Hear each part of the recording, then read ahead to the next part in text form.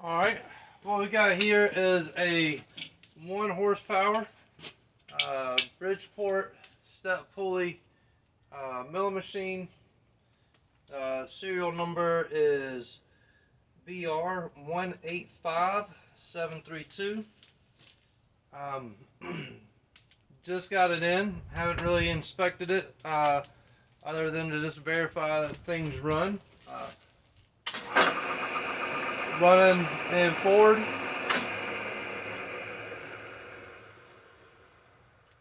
And in reverse.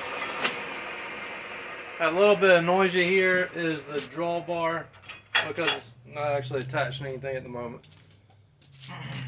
Got good movement on the spindle.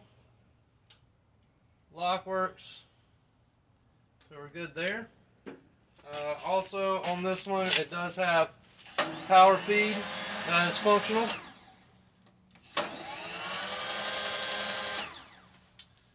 Ways still have some of the scraping marks, but it does have some wear on it. There is one scale for a DRO that it is no longer with the machine. I don't know the condition of that scale. Outside of that, the rest of it looks pretty straightforward.